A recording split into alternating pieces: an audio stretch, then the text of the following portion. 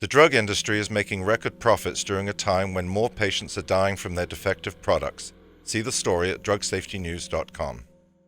Chemical giant DuPont is still trying to merge with Monsanto, a move that would create one of the largest corporate criminal empires in the world. But behind the merger headlines are larger issues facing DuPont, specifically their behavior where it comes to poisoning communities. Yesterday, I discussed this issue with attorney Tim O'Brien, so let's take a look at that interview. So, Tim, on this issue of C8 and Teflon with DuPont, which has been all over the news for the last several months, Mike Papantonio, who usually sits in this chair, helped handle one of the largest cases, one of the first cases against it back in October. So give us a little bit of just history of the issue of C8. It is Teflon, but what happened with C8 specifically that sparked these lawsuits? Well, C8 has been used at a plant, a small plant, actually a huge plant, with a small chemical known as C8 in Parkersburg, West Virginia. The problem is DuPont began using what was a known toxin, C8, to help with the manufacturing of Teflon. The bigger problem began when DuPont saw that when it was testing this chemical, C8, on rats and dogs and monkeys, that these dogs and monkeys and rats were dying and getting all kinds of cancers, and DuPont, instead of stopping the pollution of C8 into the Ohio River, increased the pollution of C8 into the Ohio River and continued to increase the pollution of C8 into the Ohio River all the way up until the year 2000.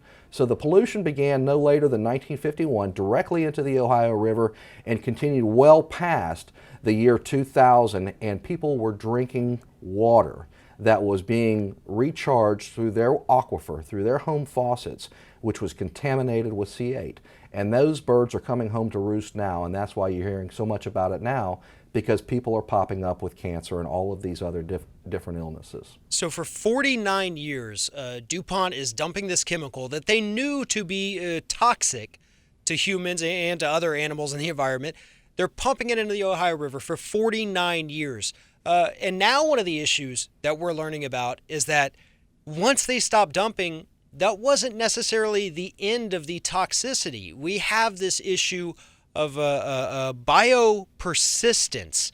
Explain what biopersistence is and how that relates to this C8 case. Right, and just so I'm clear, the biopersistence issue is huge. The pollution issue is huge. The pollution started slowing down in 2000, but they actually continued polluting until about 2014, but it peaked in the year 2000. To your question, the reason why the biopersistence issue is huge is so DuPont stopped polluting the river in 2013 and 2014.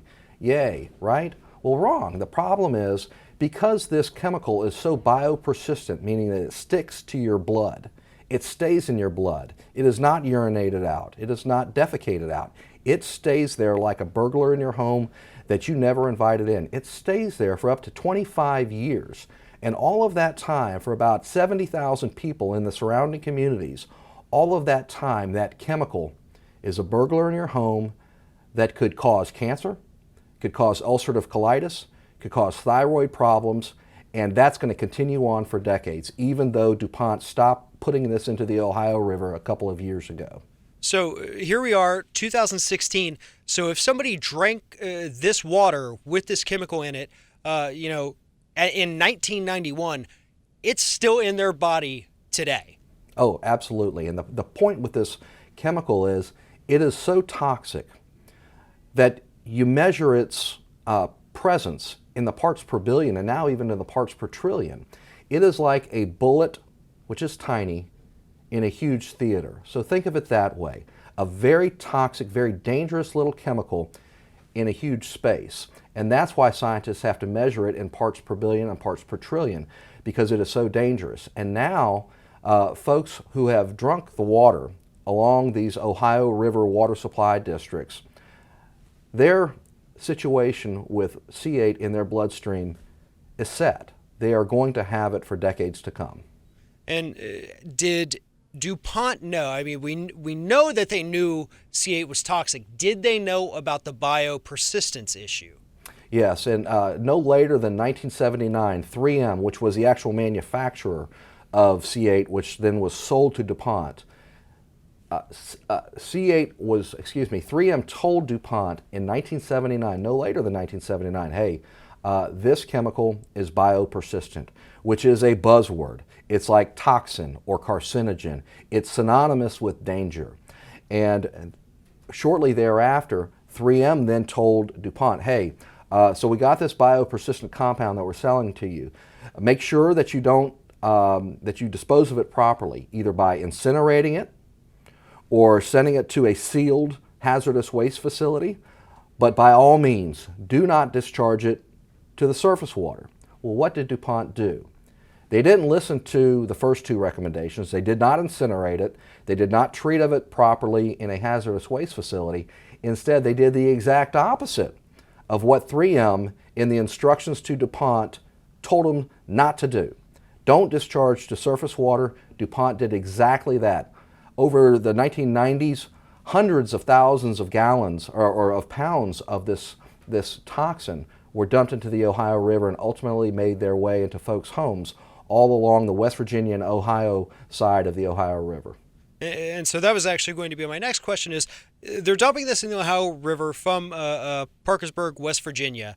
How far did it spread? I mean, where is the danger area? I mean, if they were still dumping this up to 2014, I mean, we're looking at, I guess, probably another 25 years of people still being able to ingest this, are we not? Oh, yes. And so it's actually in the core area is 6 key water districts that are within about a 15 to 20 mile radius of the Parkersburg plant. But the water from the Ohio River continues downstream from Parkersburg, and it's actually been detected in water supply districts, for instance, in Cincinnati, Ohio.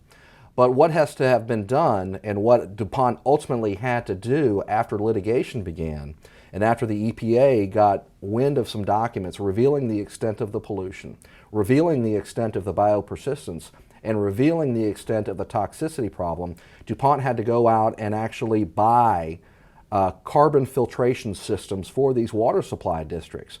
And the sad thing is, Farron, this carbon filtration system has been available for 50 years. So this C8, even if DuPont were to use it, injudiciously use it, it never had to make its way into the water supply districts, but it did, and now these problems are being seen as you might expect they would be. And, you know, for DuPont, as we've seen with so many other corporations who engage in this kind of behavior, it would have cost a little bit of money up front, like you said, to put in these filters to prevent these problems from happening or to properly dispose of the C8. Instead, they take the easy route to save a few dollars here and there. So hopefully, I mean, the goal here is make sure, you know what, DuPont, you screwed up. You could have paid the money back then, but instead today you're going to pay a lot more money because you're going to kill people. People are going to die. People, I'm sure, probably already have died as a result of the cancers and other problems that arise from C8. And so, you know, DuPont needs to pay up. It'd be even better if we could put some executives in prison for this kind of behavior, because to me, I mean, this is no different necessarily than premeditated murder, I guess, because they knew what it could do. They knew what it would do. They knew it was going to get into people, and they just said to hell with it. Yeah, it's the sad thing is, and really the happy thing is, however, we're left with the greatest democracy tool there is, and that's a civil jury trial system. You raise an interesting point about a little bit of money could have gone a long way. So Teflon is $1 billion and remains $1 billion portfolio of DuPont and now Chemours, the successor. The operating cost to run the Washington Works plant, which made a whole bunch of different materials, not just Teflon, the operating costs per year were almost $1 billion. To incinerate C8 out of existence, to just wipe it out, just put it through a burner, and you don't have anything to discharge that has C8 in it into the Ohio River, that would have cost a little less than $2 million a year to actually operate the system and build the system. DuPont chose not to do that. DuPont made a deliberate decision not to do that and instead used the Ohio River as its toilet. And the problem is that toilet is not being evacuated to a septic system, which then properly takes care of whatever's being flushed. Instead, it's making its way into the aquifers, which then make its way into the water supply districts, which then made its way into the glass of water that the mamas and the daddies and the children were all drinking for decades. And now it's as if they're still drinking it because of this biopersistence issue. It's going to be there for decades to come. Well, and that's why, people like you, people like Mike Papantonio are out there every day fighting, and we appreciate everything you do, Tim, and thank you for telling us this story today. It's a disgusting story, something we hear far too often when we talk about these massive corporations, but thank you for all your work. It was my pleasure to have been here. Thank you.